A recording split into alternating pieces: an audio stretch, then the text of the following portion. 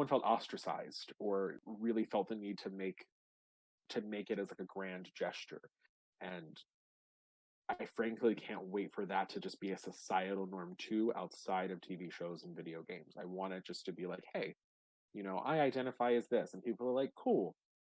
I want to go get Chipotle. Like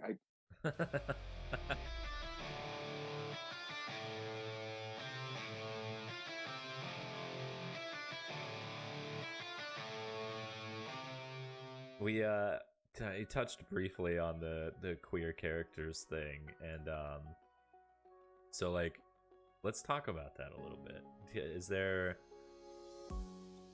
do you, I mean, I'm assuming that if you want to work at a game development company to put queer characters in the forefront, then obviously at least part of you feels like they're not represented enough, which I can see. Like, True. So Oh, we're about to go into a TED talk. Hey, that's what we're here for. That's what we're here for. No, I mean that's definitely something that I deeply want out of video game companies. To play devil's advocate very quickly, there are plenty of game companies who are at least trying to be more inclusive when it comes to their cast. And indie gamers, of course, or indie game designers and developers are doing it the best. I mean, even here in this channel, we already know, like, we're playing Dream Daddy. Like, there would have never, even like a decade ago, been a game where you are running around dating dads as a simulator that at least was not like a mature adult game from like Windows 97 PC days. So I mean, we're definitely going in the right direction. I find it a little unfortunate that I feel like a lot of the queer representation that's being done in games are specifically in indie games. And we've seen representation in some mainstream games like Mass Effect, if you would, even Dragon Age. They give you the option of choice, but I want it to go a step further and take it beyond just the option of choice of putting yourself into a romantic situation with a character just to then, if you would, have them like divulge a sexual ideology or coming of age moment. I want it to be so commonplace to be in a video game where, let's take 15 for example, Final Fantasy 15. Like, or rather what I know of the story, you are a prince and you're trying to get your boo back. Like, I don't know if she was kidnapped, if she ran away. I don't know if it's like a Mario situation, but imagine, even if not the main character, but imagine if like Gladio or the little scrawny guy with a gun who walks around with them, imagine if one of them were at least represented in some level of queer identity. That's probably, I think, yeah. Thank you. I don't know any of them. And the other one's Ignis. Yeah. And to have it spelled out plainly, and not necessarily done in like an over extravagant way, like it doesn't need to be like a grand coming out ceremony, if you would, from a game or story standpoint. But I would love it just to be like, okay, we're gonna go beat this bad evil, and Bay's like, all right, peace, and then here's like Prompto or Gladio's boyfriend right next to the queen, basically being like, yeah, don't worry, I'll save her, but you come back too, sweet cheeks. Like, I want it to be something that's not gawked at, and something that is less sensationalized. That way it can just be weaved in and be commonplace, like it is now. In a more day-to-day society. That to me would be like the pinnacle of gaming, at least as a queer individual. And I also respect that we still technically have leaps and bounds to go, because I know that a lot of like these great games are more Eastern made and they are trying to make them palatable to a larger market.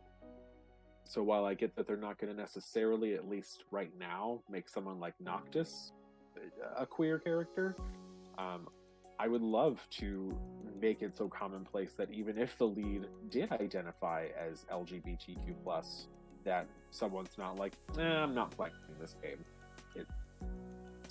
Yes, that is what I want. Ooh, Too much. deep. That's that's a big question. It is. I'm going to read it aloud just so my brain processes it a little bit better. Do you think too much representation could cause a burnout of sorts, kind of like the amount of straight characters in video games? So I think that's an interesting question, Nova. And my short answer is no, for the simple fact that you still have a larger queer community who play video games with nothing but straight representation. And by no means is there like an en masse situation of us going, well, I don't want to play video games because all of my characters that I'm playing are straight. I think it ultimately comes to a mindset of being comfortable and ultimately accepting to go, okay, well, I'm playing a character who identifies as someone not like me, but at the end of the day, again, the representation is important and it doesn't ultimately change or impact the individual playing it. I don't subscribe to the idea of the ideology of saying, well, I played a gay character and now I too am gay, which I know goes into a whole other philosophy. Every time I hear that argument, I'm just like, I mean, if that were the case, I would have been heterosexual at age 8 playing Chun-Li in Street Fighter, because the amount of high kicks she did should have made me like, nope. It's like if playing a game as a gay character or as a queer character, and or seeing a music video where somebody is giving a lap dance to the devil, since that's the topical thing right now, can make you gay, then it would stand to reason that watching a music video or playing a game with an extremely straight character would make you hetero again. Right. Like, and I so was you a could doom fix stand. it yourself if that's how it worked. Like, I just... Who's lap right dancing back. on the devil? Peter, have you not seen this music video yet? Lil Nas X, Montero, Call Me By Your Name. It's actually a very catchy song, too. And the music video is like, it's crazy. He did all the characters. It's amazing, actually. It's like, cinematically, it's very impressive. You should actually watch it, but... The cinematography. Yeah, it's it's great. It's a great music video. And it's like all over TikTok right now. Oh, good.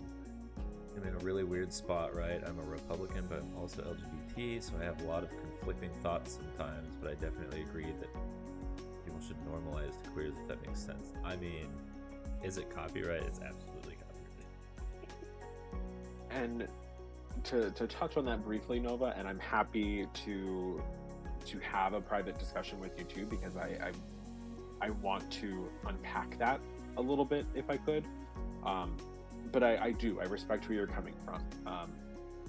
My biggest thing, or I will say my only takeaway to that, is trying to separate, if you would, like a political climate and response from a human rights type aspect, if you would. And again, I realize we're talking more about video games from this conversational piece, but yes, there definitely needs to be more representation, and I think that it needs to be done on a wider scale. So I don't want there just to be queer characters in name alone. I want there to be a fuller array of queer characters. I think that some of like the Eastern JRPGs that came out years ago over dramatized queer characters, especially queer men, made them naturally more flamboyant, the way that they tended to frankly do the same thing with characters of color. It's like and it feels like I know a lot of the time it seems like they use queer characters as like that's their whole personality. That's the only thing they're there for. It's exactly like Adia said, overemphasize their sexuality. Like that's the whole thing. That's their whole personality. There's no more human being to them than just that. Like that's all they are. It's just...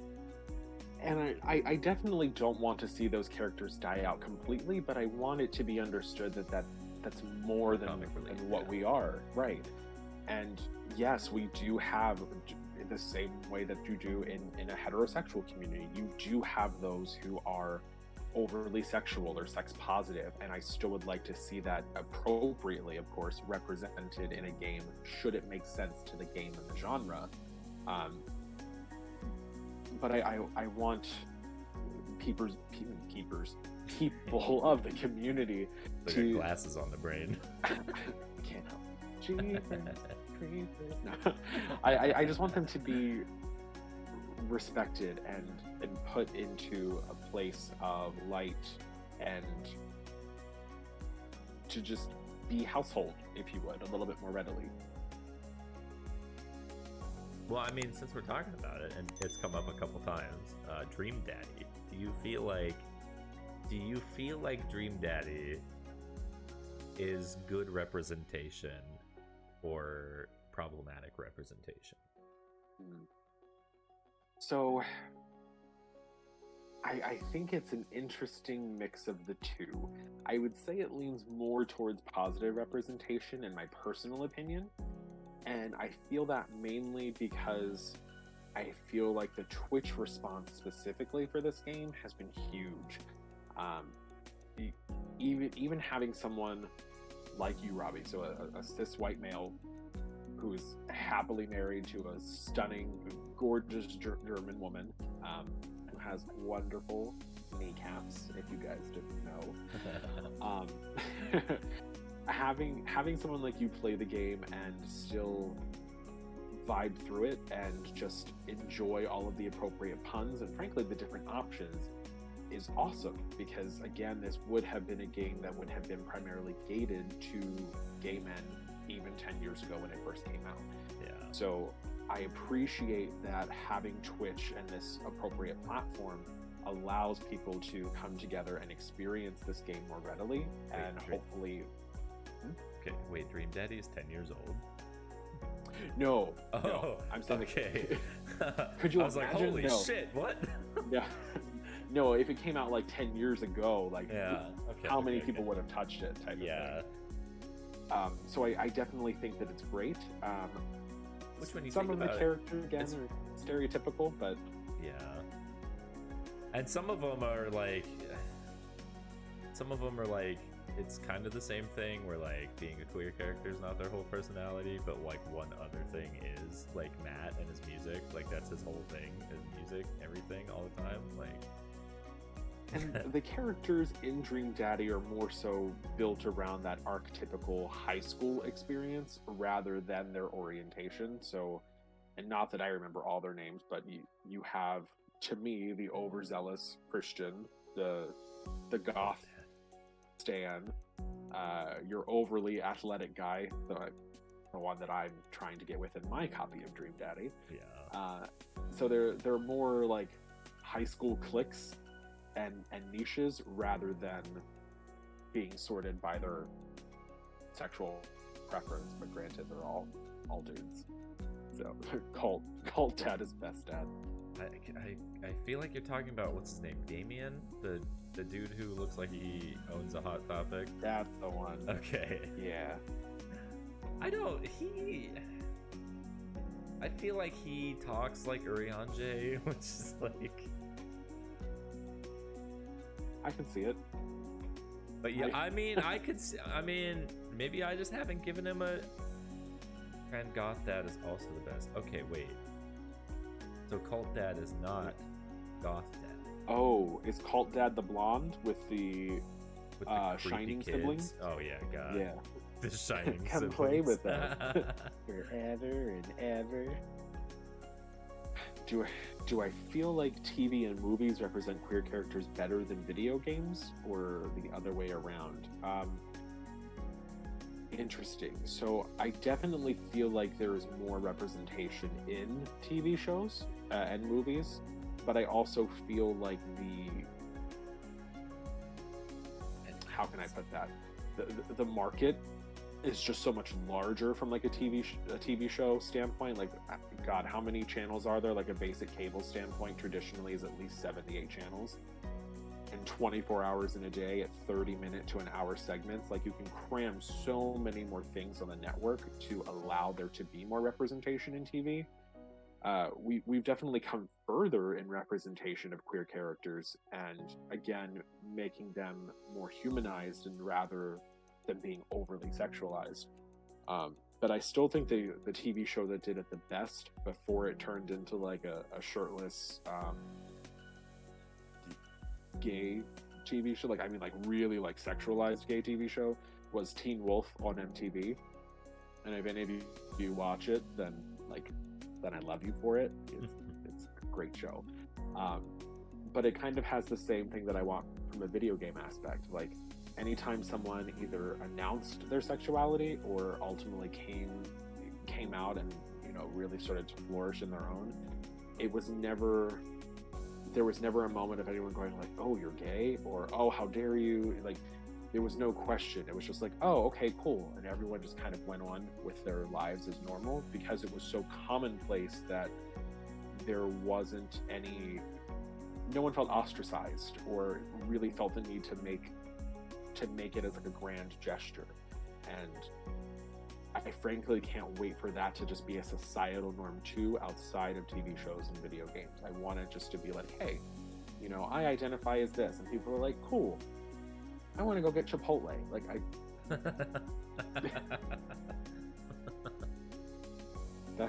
that's the dream. God, wouldn't that be a world to live in?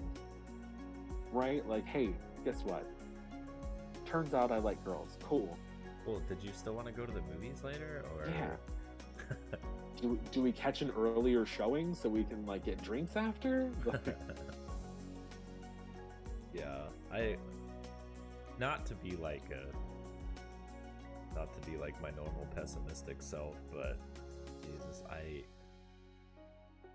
there's always going to be those groups of people here, at least, that just can't wrap their minds around the thought of somebody not fitting into their box, you know. Yeah. Which is unfortunate. And until we cull those people, you know, I'm just kidding. I forget where I first saw it, and it was probably a Facebook what was it? It was probably a Facebook ad or quote from years ago.